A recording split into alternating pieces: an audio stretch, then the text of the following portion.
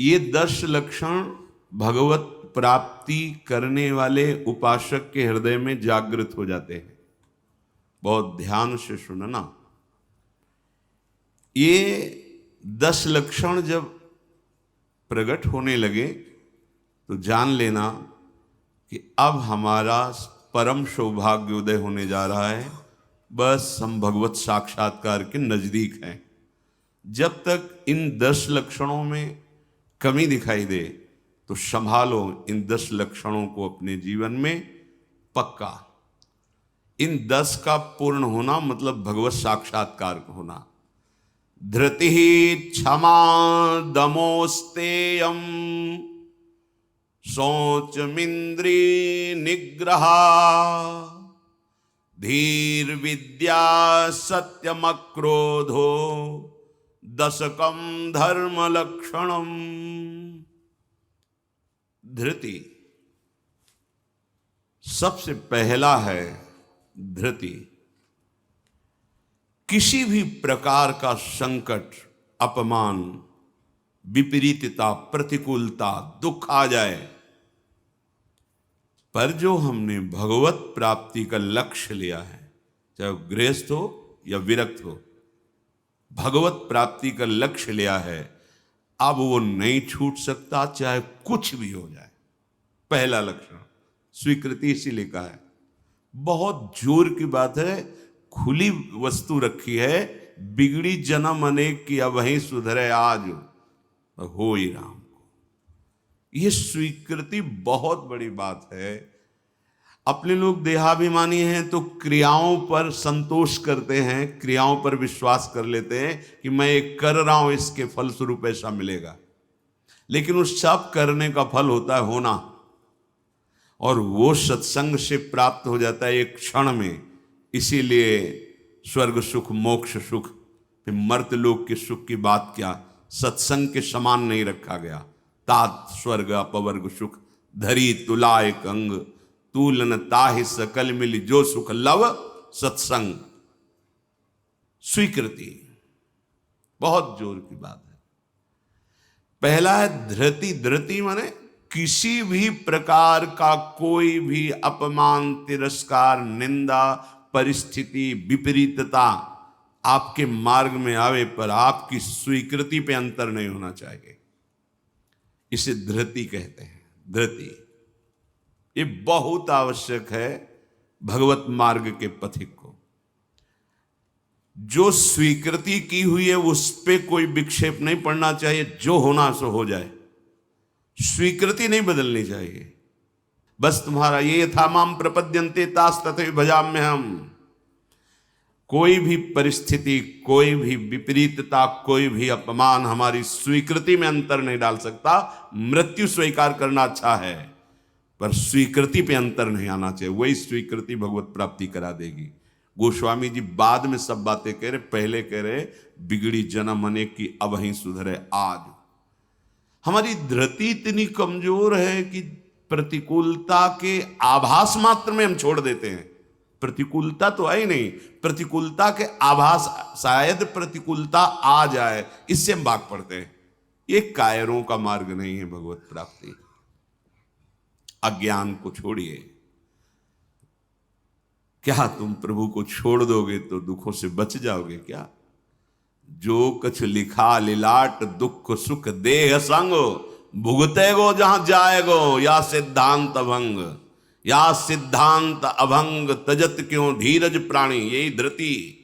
तजत क्यों धीरज प्राणी वृंदावन परिहरे प्रिया प्रीतम रजधानी।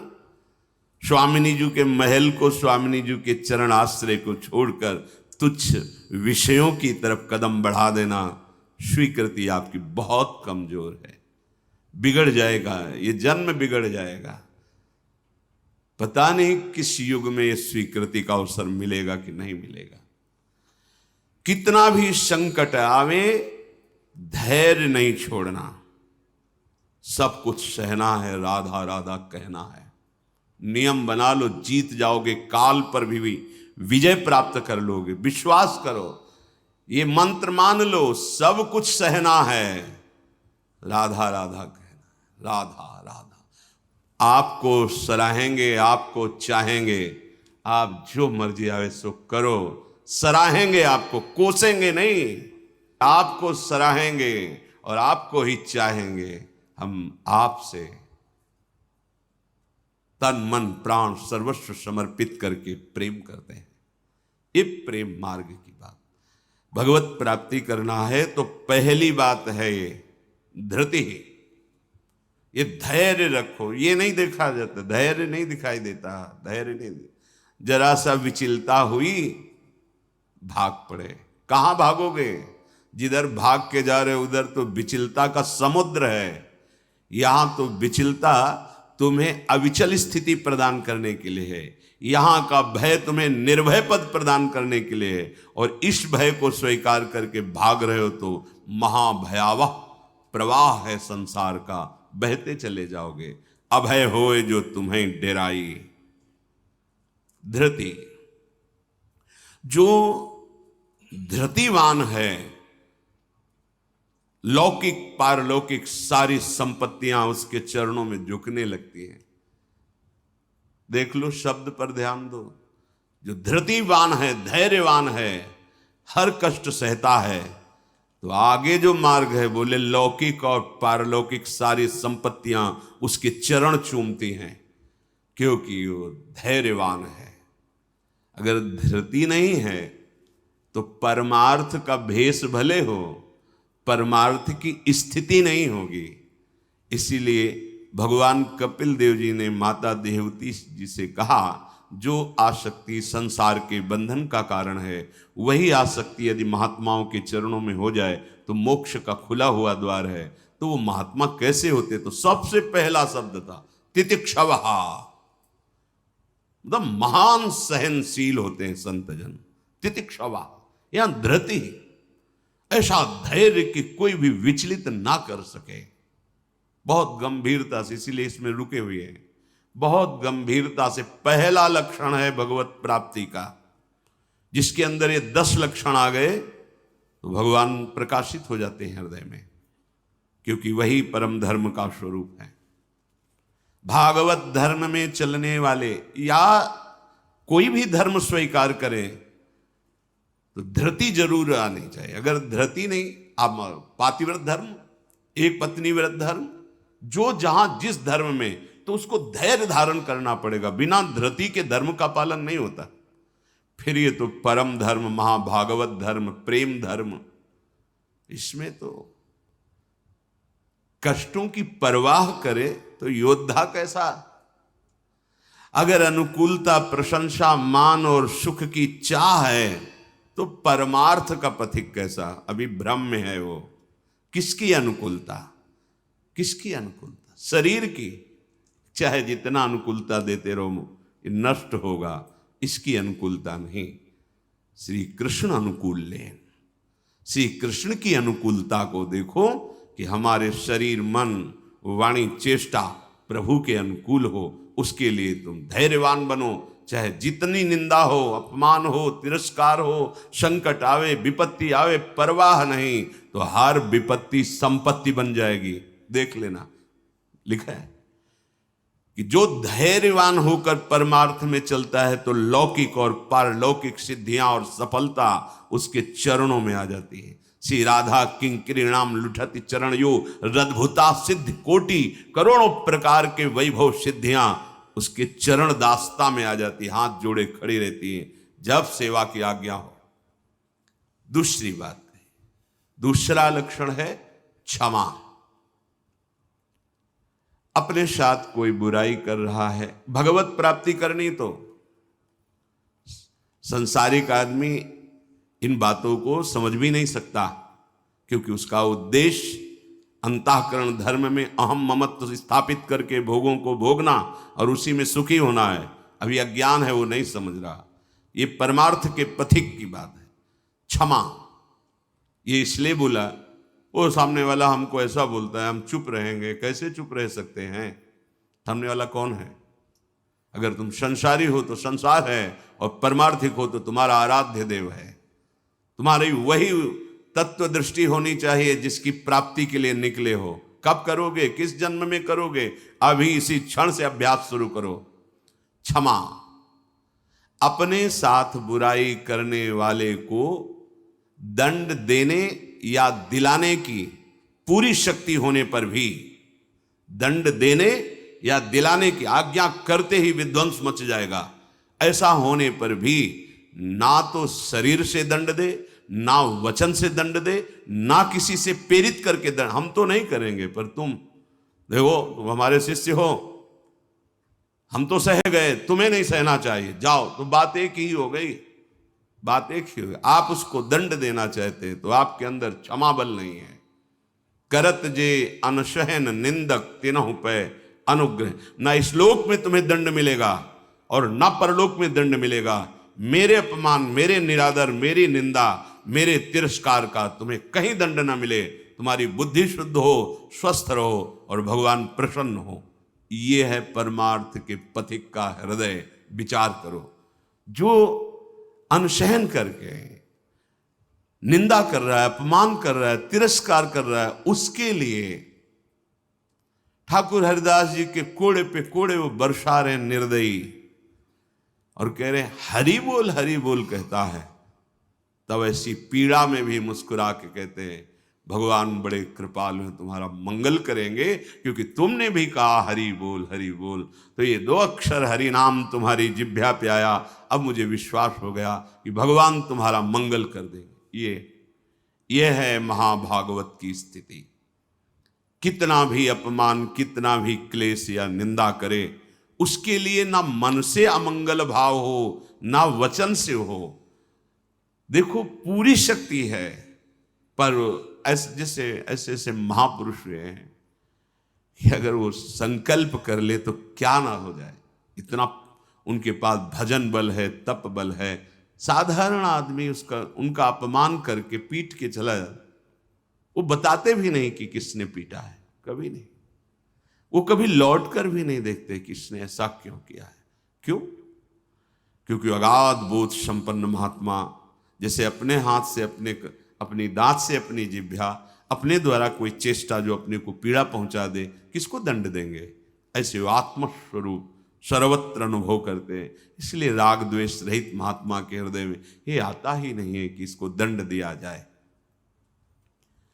अपने साथ बुराई करने वाले को दंड देने दिलाने की पूरी शक्ति रहने पर भी उसको दंड देने या दिलाने की भावना मन में भी ना आए और उसके हर अपराध को सहकर यथोचित चेष्टा करे कि उसको सुख पहुंचे, उसे भगवत साक्षात्कार होता है। उसे क्षमा कहते हैं। श्रीपाद प्रबोधानंद जी ने भी कहा, नीचापमानम शुद्धा। नीच शब्द इसलिए कि आप उससे महान हैं, आप उस पर शासन कर सकते हैं, आप उसको दंड दे सकते हैं, पर उसके द्वारा किए हुए अपमान को सह गए। कैसे? अमृत मान करके। अमृत, नीचा अपमान। जब कोई गाली दे, निंदा करे, अपमान करे, तब ये बात आवे भगवान इसका मंगल करे। ये भक्त हृदय होता है। अनुकूलता में तो सबको आशीर्वाद देने के लिए तैयार हो जाएगा। प्रतिकूल परिस्थिति में भगवत भाव युक्त हृदय होकर कोई अमंगल सोच भी उसके लिए ना करना, ये होता है।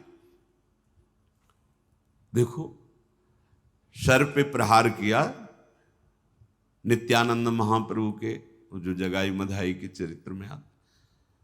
महाप्रभु जब चैतन्य देव ये देखा तो सहन नहीं कर पाए कि ऐसे महाभागवत के प्रति ऐसा अपराध। क्रोधावेश तो चरण पकड़ लिए नित्यानंद महाप्रभु ने कि चैतन्य महाप्रभु का, प्रभु ये आपकी विशेष कृपा के पात्र है। नाथ, आपका अवतार दंड देने के लिए नहीं हुआ, आप कृपा कीजिए।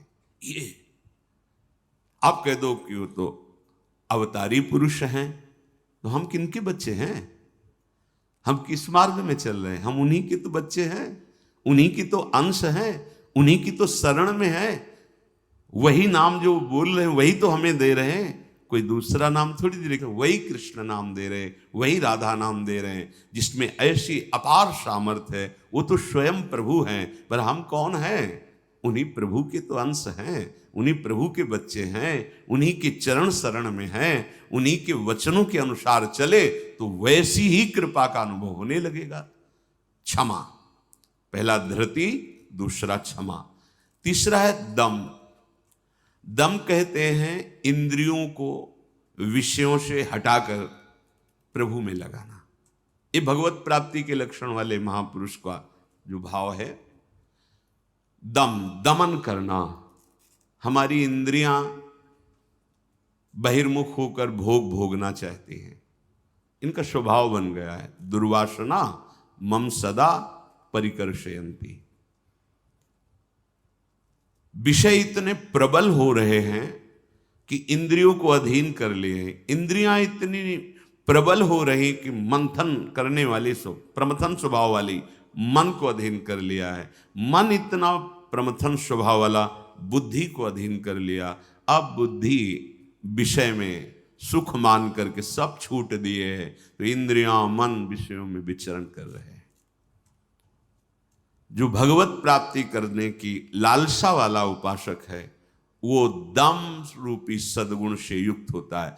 दम अर्थात दमन करना, इंद्रियों का दमन करना। थोड़ा कठिन है। कामा संजायते क्रोधा, क्रोधा स्मृति विभ्रमा। जब हमारी कामना बन जाती है कि ये मैं भोग भोगूं और उसमें बाधा पड़ती तो क्रोध आ जाता है। बस ये कामना संकल्प न बनने पावे तो बहुत जल्दी निवृत्त हो जाएंगे। संकल्प बनने का समय हम देते हैं। जब कोई भी इंद्री का विषय आकर्षित होता है तो मन उसको विस्तार से सुख का, भोगा हुआ सुख या सुना हुआ या दृश्य में आया हुआ भोगने की लालसा, और आप अपने भगवत विस्मरण कर दिए और उसमें तन्मय हुए, संकल्प बना, गड़बड़ हो गया। अब परमार्थ से भ्रष्ट कर देगा। आज नहीं तो कल, क्रिया बने ना बने, भ्रष्ट कर देगा। संकल्प ही न बनने पाए। संकल्प बनने की छूट कब देते हैं? जिस समय हम ये भूल जाते हैं कि हमारा लक्ष्य भगवत प्राप्ति है। हम भोगों में सुख बुद्धि करके भगवान से विमुख वृत्ति के द्वारा संकल्प बना लेते हैं धैर्य से।